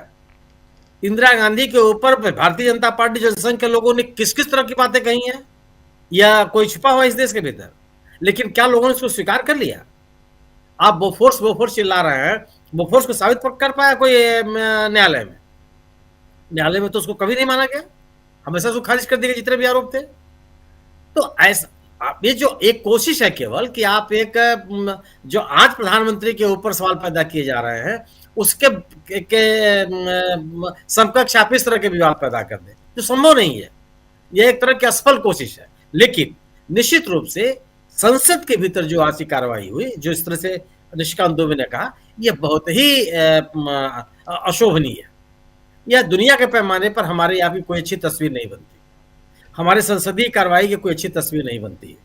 और जिन लोगों ने जिस आसंदी से कहा गया किताबें आप नहीं पढ़ सकते हैं, तो किताब तो निशिकांत दुबे केवल दिखा रहे थे, आपने क्यों दिखाने की अनुमति दी? कौन से तथ्य, किन तथ्यों का उन्होंने उल्लेख किया? किताब दिखाने के लिए आप किसी को अनुमति देंगे? और उसके आड़ में कुछ जिन शब्दों, जो शकील जी कह रहे थे कि जिन शब्दों का उल्लेख किया, आप नहीं क्यों कह सकते उसको? आप किसी अपने प्रधानमंत्री के बारे में, जिस प्रधानमंत्री को दुनिया ने सम्मान दिया, निशिकांत दुबे को जवाहरलाल नेहरू से जुड़े हुए जो फिल्में हैं, वीडियो क्लिप्स हैं, उसको देखना चाहिए। आर्काइव में जो चीजें उनको देखना चाहिए कि दुनिया ने जवाहरलाल नेहरू को कितना सम्मान दिया, किस तरीके से लोग सुनने के लिए उनको आतुर रहते थे। तमाम नेताओं ने कितना आदर और सम्मान दिया है। विभिन्न अंतर्राष्ट्रीय मंचों पर किस गंभीरता के साथ जवाहरलाल नेहरू सुने गए हैं, श्रीमती इंदिरा गांधी सुनी गई हैं, और इन नेताओं के बारे में लोगों ने आदर दिया। आप अपने किसी नेता का उल्लेख नहीं कर सकते, किसी नेता को आप दुनिया के पैमाने पर इस तरह से दिखा सकते कि क्या हुआ। आप खुद अपने नेताओं के बारे में बात कर लीजिए, लेकिन कभी उनकी चर्चा नहीं की जाती। वाजपेयी जी के बारे में उनके पार्टी के लोगों ने, जिसका उल्लेख किया पाठक जी ने, इनके अलावा भी, बलराज मधोक के अलावा भी कितने लोगों ने कितनी बातें कही हैं, सब पब्लिक डोमेन में है, कोई चर्चा नहीं करता। एक हर व्यक्ति के जीवन में कुछ सफेद पक्ष होते हैं, कुछ स्याह पक्ष होते हैं, और हमारा समाज सफेद पक्ष जो होता है, जो उजला पक्ष होता है, उसकी चर्चा करता रहा, उसी पे बल देता है, जब तक कोई ऐसी बड़ी घटना ना हो जाए, कोई ऐसा बड़ा कारण ना हो जाए जिसको लेकर के आप उसकी चर्चा करना इसलिए आवश्यक हो जाता है कि सार्वजनिक जीवन में उसका उल्लेख आवश्यक है कि उस व्यक्ति से आप सतर्क रहिए, क्योंकि ऐसा तो कभी नहीं होता। और आप इस तरह की बात कर रहे हैं, और आप जो जिस घटना का उल्लेख राहुल गांधी कर रहे हैं उसकी तुलना आप किसी से नहीं कर सकते, वो बड़ा सवाल है। और इस चूंकि सरकार के सामने बेचैनी इसलिए है कि सरकार का जितना आडंबर है, राष्ट्रवाद का, राष्ट्र प्रेम का, राष्ट्र की सुरक्षा का, देश नहीं बंटने देंगे, उनको नहीं लुटने देंगे, जिस तरह के नारे लगते रहे हैं, उस सब के सब नारे राहुल गांधी के इस भाषण के बाद, इन वक्तव्यों के बाद खोखले साबित हो गए। कोई जवाब आपके पास नहीं है। आज जब आप सदन में जवाब देने के लिए आएंगे राष्ट्रपति के भाषण के ऊपर, ये सवाल उठेगा कि पहले विपक्ष के नेता बोलेंगे कि नहीं बोलेंगे। विपक्ष के नेता नहीं बोलेंगे, लोग विपक्ष उस पर बल देगा। तो एक अजीब स्थिति में फंसी हुई है सरकार। और सरकार अगर ये चाहती है कि सरकार के ऊपर, आज के सरकार के ऊपर लगने वाले आरोपों को अगर आप पूर्ववर्ती प्रधानमंत्रियों के ऊपर आरोप लगा करके उससे आप निकल जाएंगे, ये संभव नहीं है। जी बिल्कुल आप सही कह रहे हैं कि अगर पहले की, यहाँ आज की बात हो रही है और पहले के पूर्ववर्ती प्रधानमंत्रियों का जिक्र कर आप सोचेंगे कि आज की तारीख में हम जो फंसे हुए हैं उससे बाहर निकल जाए, तो ये संभव नहीं है। लेकिन यहाँ राहुल गांधी साफ साफ कह रहे हैं कि डर गए हैं नरेंद्र मोदी, और इसीलिए नरेंद्र मोदी ने यहाँ आकर वो भाषण नहीं दे पाए।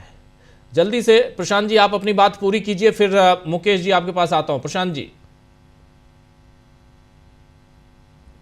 मुझे सिर्फ इतना भी कहना था, उस वक्त वीडियो डाउन हो गया था, कि आप अगर इस बिग पिक्चर को देखेंगे, जिस क्राइसिस में नरेंद्र मोदी आज हैं, चाहे वो टैरिफ का मामला हो, चाहे वो राष्ट्रीय सुरक्षा का मामला हो, जो उचित समझो वो करो, जब ये सामने आ गया है।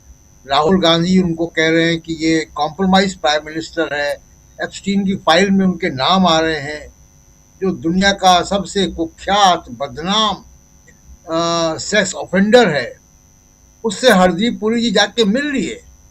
वो बातें हो गई, उससे मेल्स हैं उसके। 2009 से 13 तक हरदीप पुरी यूनाइटेड नेशंस के रिप्रेजेंटेटिव थे, भारत के राजदूत थे वहां पे, और 2008 में वो ऑफेंडर हो गया था, दुनिया का अखबारों में नाम आ रहा था। तो अब जिस तरह के जो खुलासे नरवाने, जस्टिस जनरल नरवाने ने किए हैं, वो केवल चीन का मामला नहीं, अग्निवीर को लेकर है, तमाम बातें उसमें। ये सारा क्राइसिस, व्हाइट हाउस की प्रवक्ता मजाक उड़ा रही है। वो कह रही है कि भारत ने 0 टैरिफ किया अमेरिका के प्रोडक्ट्स को, और हमने 18% किया है। हमारे किसानों के लिए, हमारे अमेरिका के वर्कर्स के लिए खुशखबरी है। ये सब बातें अगर हो रही हैं, और प्रधानमंत्री को डिफेंड करने कौन आ रहा है, प्रधानमंत्री की बचाव करने कौन आ रहा है? निशिकांत दुबे। निशिकांत दुबे से बचाव करेंगे वो इतनी बड़ी क्राइसिस को लेकर। और आप देखिए कि किसी एक गंभीर व्यक्ति या संस्था ने मौजूदा समय में प्रधानमंत्री का बचाव किया। जरा दुनिया के देशों को देखिए आप, बांग्लादेश, ताइवान, कई छोटे छोटे देश, चाइना की तो बात ही नहीं कर रहा हूं मैं, पाकिस्तान, सबने रेसिप्रोकल टैरिफ लगाए। यानी अमेरिका ने उनके ऊपर टैरिफ लगाए तो उन्होंने अमेरिका के ऊपर टैरिफ लगाए, उतना ही जितना अमेरिका ने लगाया, बांग्लादेश ने भी लगाया है। आप नहीं लगा पा रहे, तो किस बात का डर है? क्या अडानी का मुकदमा बहुत ही क्रूशियल स्टेज पे है? तो जो बात मैं कह रहा था कि जितना अकेले 31 अगस्त को रात के 10 बजे जनरल नरवाने थे कि उनको उनके अपने पे छोड़ दिया गया था कि आप मुकाबला करें, जो भी करना हो करें, जो उचित समझे वो करें, अकेले आज भारत के प्रधानमंत्री, उनका कोई आसपास साथ नहीं दे रहा। आप देखिए 80 कंट्री घूम कर आए वो, और 80 कंट्री में एक भी कंट्री खड़ा नहीं हुआ जब ऑपरेशन सिंदूर कर रहे थे। कोई नहीं खड़ा हुआ, इजराइल और तालिबान के अफगानिस्तान के सिवा। आपने यहाँ से लोगों को भेजा, उसके बाद भी कोई नहीं आया। जिन देशों से आप हवाई जहाज खरीदते हैं वो भी नहीं आए, जिसको अपना बेस्ट फ्रेंड बताते हैं वो भी नहीं आया। तो स्थिति मोदी जी आपकी बहुत ही गंभीर स्थिति हो गई है। आप देखिए कि ऐसी स्थिति अगर किसी भी प्रधानमंत्री की भारत में, तो मुझे नहीं याद है कि ऐसी इतनी कमजोर स्थिति तो नैतिक रूप से डॉक्टर मनमोहन सिंह की भी नहीं थी। जितने भ्रष्टाचार के आरोप उस वक्त लगे जो बाद में सब गलत साबित हुए, उनकी भी नहीं थी। देवगौड़ा गुजराल जो भी थी समर्थन और कमजोर प्रधानमंत्री, तो उनकी भी नहीं थी। तो इतनी बड़ी खराब स्थिति में केवल एक चुनाव जीतने की मशीन, जिसके बारे में आगे बात करेंगे, उसके अलावा आपके पास कुछ बचा नहीं है। मोदी जी के पास कोई इनको डिफेंड नहीं कर रहा है, कोई साथ में खड़े होने को तैयार नहीं है, आरएसएस भी नहीं जी, जहां से आते हैं। तो स्थिति जो है वो बहुत ही खराब हो गई है, और वो कितने दिन चलेगी वो मुझे नहीं मालूम, लेकिन ये कि मोदी साहब की स्थिति बड़ी कमजोर हो चुकी है नैतिक रूप से, नैतिक बल नहीं बचा। जी जी जी, बिल्कुल बिल्कुल सही आप कह रहे हैं। और क्या निशिकांत दुबे जी की बाइट थोड़ी सी सुना दें, क्या कह रहे थे, या रहने दें? शकील जी नहीं, वो दिन भर सुनिए, गोदी मीडिया खूब चला रहा है। वो तो गोदी मीडिया चलाया जा रहा है, इसीलिए हम पूछ रहे हैं बार बार, क्योंकि हम कि एक्सपंज नहीं किया, ताकि गोदी मीडिया को जितना चलाना है, ये उनका प्राइम टाइम कहलाता है ना उनका, ये स्पेशल टाइम जो होता है जिसमें सबसे ज्यादा लोग देखते हैं, जो होता है, तो चलाए जा रहे हैं, विश्लेषण हो रहे हैं उसमें, और व्हाट्सएप पे लगातार चल रहा है सब कुछ, जितना बदनाम कर सकते हैं नेहरू को और इंदिरा को। बिल्कुल वो तो जब था, राहुल ने एक शब्द भी बोला तो वो संसद टीवी ने नहीं दिखाया, संसद टीवी काट देता था उसको। और अभी जो निशिकांत दुबे ने बोला, हमें बताया गया, बाहर जब हम निकले हमने लोगों से पूछा, कहते टीवी पे पूरा आ रहा था, वो निशिकांत दुबे का पूरा भाषण दिखाया जा रहा था। बाहर निकल के उन्होंने बाइट भी दी है, बाइट नहीं बल्कि सो कॉल्ड प्रेस कॉन्फ्रेंस भी की, एक छोटी सी प्रेस कॉन्फ्रेंस निशिकांत दुबे ने। और उस प्रेस कॉन्फ्रेंस में वो कह रहे हैं कि मेरा स्पीकर साहब से आग्रह है, और यही बात आज मैंने सदन में भी कही थी, उसको यहाँ और पुष्ट करने की कोशिश कि मैंने जितनी किताबें दिखाई हैं सारी किताबें बुक स्टॉल्स पे मौजूद हैं, लेकिन राहुल गांधी जो किताब दिखा रहे हैं वो बुक स्टॉल्स पे नहीं हैं। करीब 150 किताबें ऐसी हैं जिन पर सदन में चर्चा होनी चाहिए। अब कह रहे हैं, डिमांड कर रहे हैं 150 किताबें, तो मधोक साहब की किताब भी भिजवा दीजिए, डॉक्टर राकेश पाठक जी, उनकी किताब भी भिजवा दीजिए, उस पर भी चर्चा हो जाए, जिसका जिक्र भी आप कर रहे थे। 150 किताबें इनके पास है, तो कम से कम 2000 किताबें ऐसी भी मिल जाएंगी 1925 से लेके अभी तक की, या उससे पहले की। बहुत है जी, बहुत है। तो ये यहाँ पर किताबों का जिक्र, लेकिन 349 कहता है कि किताबों का जिक्र आप कर ही नहीं सकते। चलिए, और रूलिंग दे रखी है यहाँ ओम बिरला साहब 2026 में, 2020 में क्या था, 2026 में क्या है, वो भी सोशल मीडिया पे काफ़ी है ओम बिरला की जुबानी। लेकिन आना चाहता हूँ मुकेश जी आपके पास। मुकेश जी, जरा आपसे समझूं, ये आखिर इसका पटाक्षेप कब होगा? क्या लगता है कि ये जो चल रहा है इसका अंत है, या ये अंतहीन है जब आप उसी पे उतर आए? अब एक कहानी और इसमें है, ये बिट्टू साहब जो हैं वो राज्य मंत्री भी हैं। बिट्टू साहब निकले, जो कभी राहुल गांधी के साथ होते थे, उनको राहुल गांधी ने भिजवाया यहाँ तक, उसके बाद उन्होंने कांग्रेस पार्टी छोड़ दी और अब बीजेपी के बड़े नेता बन गए हैं, तो मंत्री भी हैं। बिट्टू साहब ने कहा कि कारगिल के विजेता यहाँ बैठे हुए हैं, उस कमेंट कुछ किया उस ढंग से।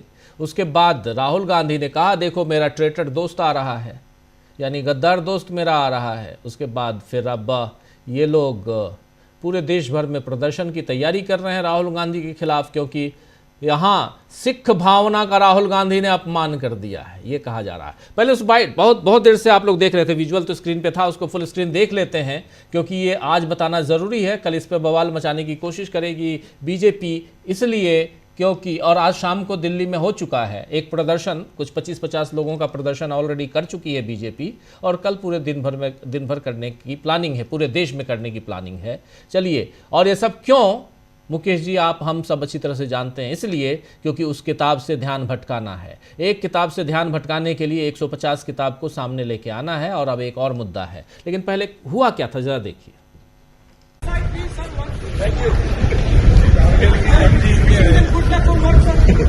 देश का देश क्या है ना, जंग जीत के आए। यहाँ कारगिल का जंग जीत कर आए हैं ये कहे, उसके बाद राहुल गांधी आगे का पूरा दिखाइए जरा, मैं अपनी टीम को कहूँगा आगे का पूरा, चलिए उसको दिखाते हैं थोड़ी देर में। फिर राहुल गांधी कहते हैं, क्योंकि वो कह रहे हैं ये बैठे हैं कारगिल का जंग जीत कर आए हैं। आप कमेंट करोगे 8 लोगों को वहाँ से हटाया है, राहुल गांधी वहाँ पे पहुँचे हैं उनकी हौसला अफजाई करने के लिए, और कमेंट कर रहे हैं ये देखो ये कारगिल का, ऐसे लग रहा है जैसे कारगिल का जंग जीत के आए हैं। इसके बाद राहुल गांधी ने कहा ये देखो मेरा गद्दार दोस्त आ रहा है। राहुल गांधी ने हाथ अपना बढ़ाया कि हाथ बढ़ाया, लेकिन फिर वो हाथ नहीं मिलाए। बिट्टू साहब बड़े आदमी हो गए हैं, अब मंत्री हैं, लेकिन उसके बाद क्या हुआ आप लोगों ने देखा ही। चलिए एक बार देख लेते, पूरा देखते। कारगिल की जंग जीत के आए, देश का देश क्या है ना, जंग जीत के आए। Here is a brother, my traitor friend. Surrender, surrender. Don't worry, you'll come back. Surrender, surrender. देश के दुश्मन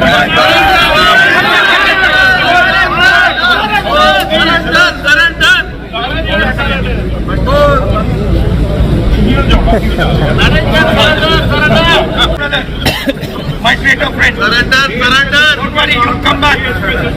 Surrender, surrender. देश के दुश्मन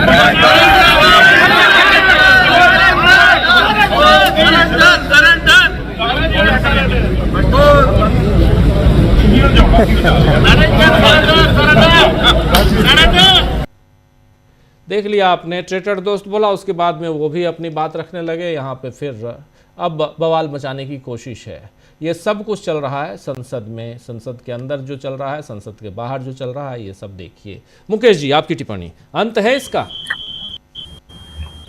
नहीं, इसका अंत नहीं है, और ये अंतहीन है निश्चित रूप से।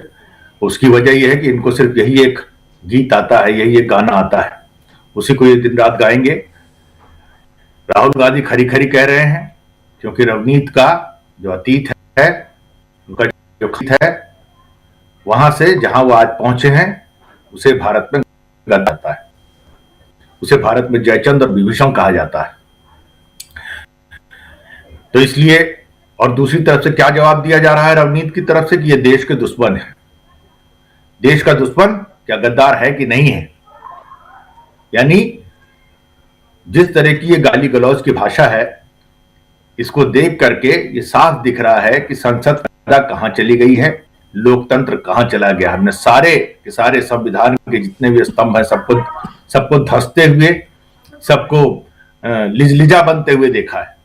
मुझे याद आता है राजीव, आज की परिचर्चा सुन के मैं कई साथियों की बातें सुन रहा था, मेरे जहन में चल रहा था, मैं अपनी उंगली पे गिनने की कोशिश कर रहा था कि मैंने खुद संसद की कार्रवाई को कवर करते हुए बलराम जाखड़ से लेकर के शिवराज पाटिल, मीरा कुमार, ये कांग्रेस के लोग थे, मैंने मनोहर जोशी, अपने सोमनाथ चटर्जी, जीएमसी बालियोगी, और उसके बाद जो है वो इंदौर वाली जो बिरला जी से पहले थी, सुमित्रा महाजन, इतने सब लोगों का, और ये यहां तक कि बिरला जी का, ये इतने स्पीकर्स का कंडक्ट मैंने हाउस में वहीं पत्रकारों की गैलरी से न जाने कितनी दफा देखा है। और मुझे लगता है कि उस आसन पे बैठने के बाद व्यक्ति के अंदर जिस लोक लाज को होना चाहिए, वो ओम बिरला जी में न जाने कब से नदारत है, और शायद यही उनकी सबसे अच्छी क्वालिफिकेशन है कि वो उस पद पर विराजमान है।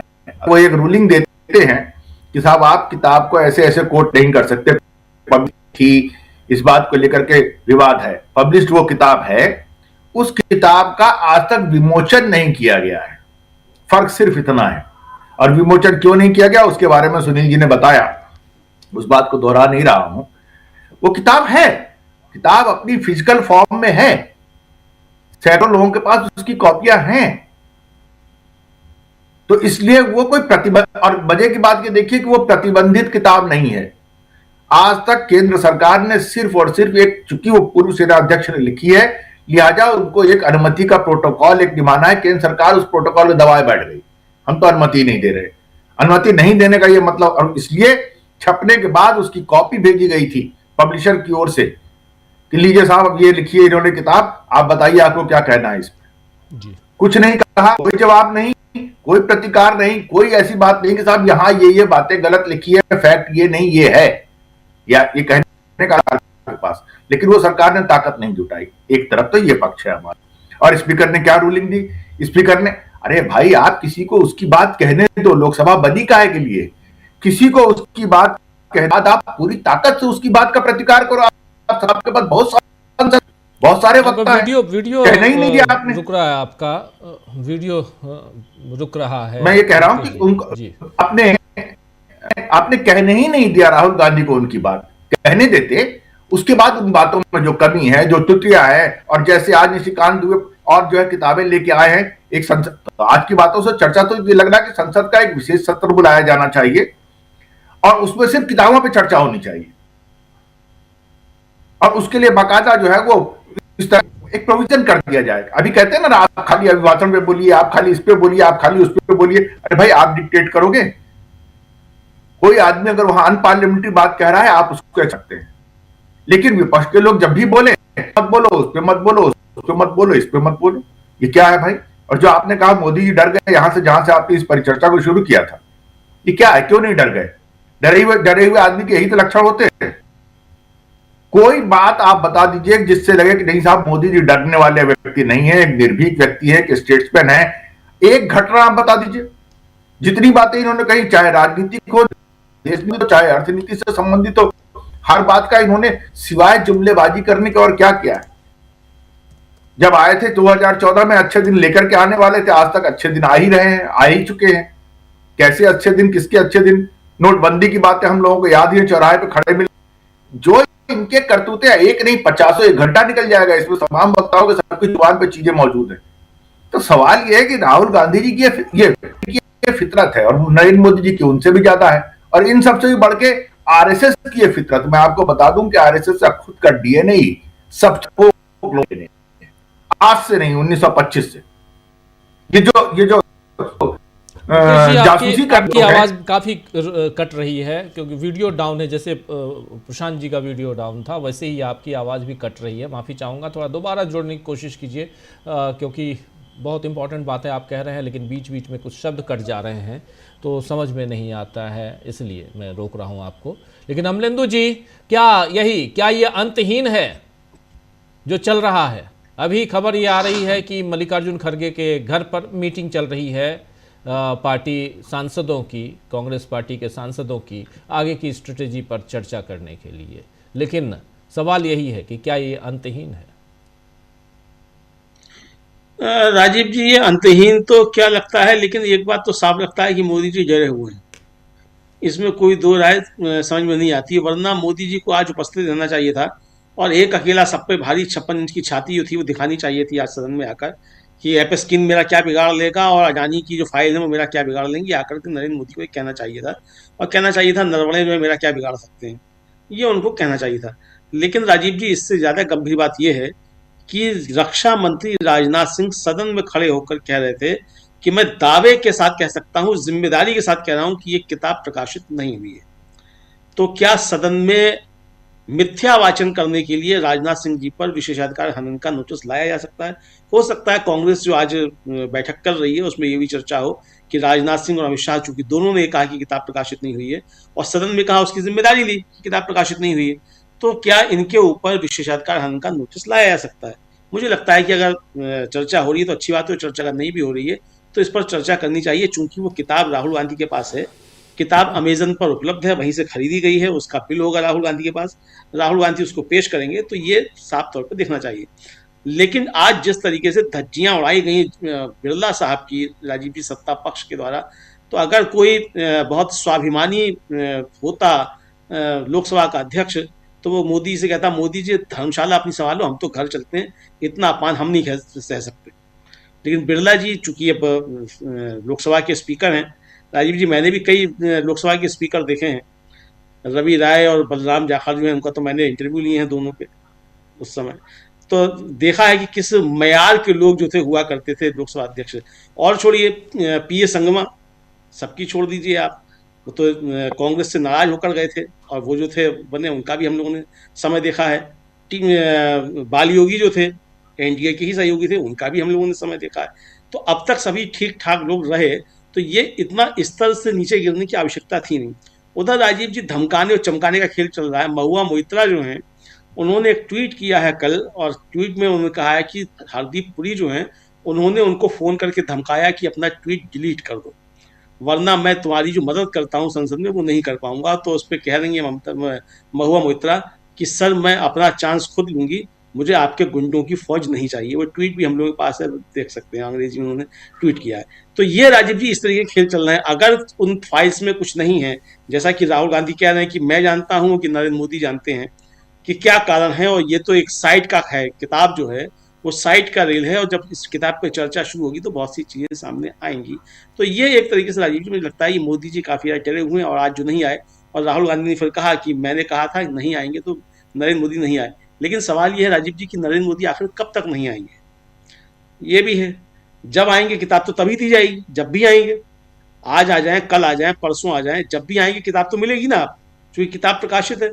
और मुझे लगता है कि कांग्रेस को और विपक्ष को राजनाथ सिंह जी और अमित शाह जी के खिलाफ विशेषाधिकार हनन का प्रस्ताव लाना चाहिए कि इन्होंने सदन को गुमराह किया है, इस पे भी एक आना चाहिए राजीव जी, मुझको ऐसा लगता है। जी जी, लेकिन किताबों की कहानी, मुकेश जी अपनी बात पूरी कीजिए, आगे बढ़ते हैं और समय अपने पास बहुत कम है, छोटा छोटा कमेंट लेंगे फिर जल्दी से खत्म करेंगे। जी मुकेश जी। डरने की बात जो है वो हमारे सामने उसके पूरे उदाहरण मौजूद है, एक एक घटना मौजूद है। आप याद है इसी चाइना पे जिस पे जनरल नरवणे की एक किताब है, इस घटना के बारे में मोदी जी ने सबसे पहले क्या कहा था, ना कोई अंदर आया है ना आके चला गया है। ये क्या है, ये किस तरह की बात? आखिरकार सच्चाई क्या उनको नहीं दिख रही थी? दिख रही थी, लेकिन उन्हें लगता है कि उनकी गलत बयानी से ही देश का कल्याण हो रहा है, और ये उनकी धारणा बहुत ही प्रबल है। और इसके पीछे वजह सिर्फ इतनी है कि इस तरह की तमाम गलत बयानियां उनकी वो आज की तारीख में सब कुछ डॉक्यूमेंटेड है, और उसको देखकर उनको लगता है कि देश की जनता को यही चाहिए, देश के लोगों को यही चाहिए, दुनिया में यही उन्हें बड़ा नेता बना रही है। सच्चाई ऐसी बिल्कुल नहीं है, हो ही नहीं सकती। लेकिन दिक्कत क्या है कि उनके पास वो क्षमता, वो काबिलियत भी नहीं है। मैं पूरी विनम्रता से कहना चाहता हूं, देश के प्रधानमंत्री हमारे भी है, लेकिन एक पॉलिटिशियन के रूप में, एक स्टेट्समैन के रूप में नरेंद्र मोदी के पास इस तरह की क्षमता ही नहीं है कि वो गहरी और गंभीर बातें कह सके। वो कौशल ही नहीं है उनके पास। आज तक तो नहीं दिखा मैं 12 साल में, न 12 साल में इधर दिखा, और उससे पहले जो गुजरात में रह क्या है ना वहां कभी दिखा। तो उनकी जो अदा है, उनका जो स्टाइल है, वो लठैतगिरी का स्टाइल है, और लठैतगिरी के माध्यम से वो लोकसभा को भी चला रहे हैं, भी चलवा रहे हैं। उनको वहां शासन पर सिर्फ लठैत चाहिए, वरना ये बातें हो चुकी। वक्ताओं ने कहा निशिकांत दुबे को इतनी परमिशन कैसे मिल गई जो परमिशन नहीं दी गई, और ये बर्रे के छत्ते में हाथ डालने वाला काम किया है स्पीकर के आसन पर बैठे हुए लोगों ने, और स्पीकर की छत्र छाया में वो खुद नहीं आए, लेकिन क्या उनका इशारा, उनकी सहमति नहीं थी? बिल्कुल थी। संसद ऐसे ही चलती है। तो अब स्थिति यह है कि आपने जिन 8 लोगों को जो है निलंबित कर दिया, 6 के 8 लोगों को, कोई बात नहीं, चलो अब क्या होगा? अब आप विपक्ष को और क्या क्या करेंगे? सबको निलंबित कर दीजिए, पहले भी करके देख चुके हैं। जब आप सर पे कफन बांध लेगा आदमी, जब आप उसकी मर्यादा का ख्याल ही नहीं करेंगे, तो वो काहे के लिए आपकी मर्यादा ख्याल करेगा? जी, वो तो वैसे ही विपक्ष में बैठा है भाई। विपक्ष में बैठे हुए आदमी से आप ऐसा उसके सामने मिसाल पेश करें, ऐसा उसके सामने एनवायरनमेंट बनाए कि वो आपके सामने और एक शालीन व्यवहार कर सके। यहां खैर गैर शालीन कुछ भी नहीं हो रहा, जो भी हो रहा है लोकतांत्रिक हो रहा है, और बीजेपी तो इससे कहीं ज्यादा खुद करके यहां तक पहुंची है। हर पार्टियां जो विपक्ष में रहती है इसी तरीके से काम करती है। सरकार के लिए कहावत है कि भैया विपक्ष को सुनना पड़ेगा, आपको सरकार को अपना रास्ता निकलना आना चाहिए। ऑपोजिशन इट्स से गॉड हैव इट्स वे, ये कहावत है। विपक्ष उनकी बात है और सरकार को उनकी बातों को सुनते हुए अपने कामकाज का, अपनी नीतियों को आगे चलाने का रास्ता निकालना चाहिए। ये संसदीय मर्यादा का थंब रूल है, लेकिन इस थंब रूल की अवहेलना हम न जाने कब से देख रहे हैं। जो आपका सवाल था अंतहीन वाला, ये अंत है कि नहीं है, कहां से अंत है, क्या कौन सा ऐसा इंडिकेशन या सिग्नल है जिसको हम लोग ये माने कि हाँ साहब अब बीमारी में सुधार होना शुरू हुआ है, शायद आने वाले दिनों में मरीज की हालत बेहतर होगी। कहीं नहीं दिख रहा मुझे तो। जी राजीव जी बिल्कुल बिल्कुल। शकील जी, एक किताब का जिक्र और उसमें भी निशिकांत दुबे का ये एक्सपंज वाली लिस्ट आपके पास भी आ गई होगी। ये एक्सपंज कर दिया है कुछ कुछ शब्दों को, कुछ कुछ मैं देख रहा हूँ धीरेन्द्र ब्रह्मचारी का नाम एक्सपंज किया है, नयनतारा सहगल का नाम, कई गर्लफ्रेंड नाम एक्सपंज किया है। स्क्रीन पे ले आइए ज़रा देख लेते हैं, लेकिन बहुत सारी चीज़ों को छोड़ दिया गया है।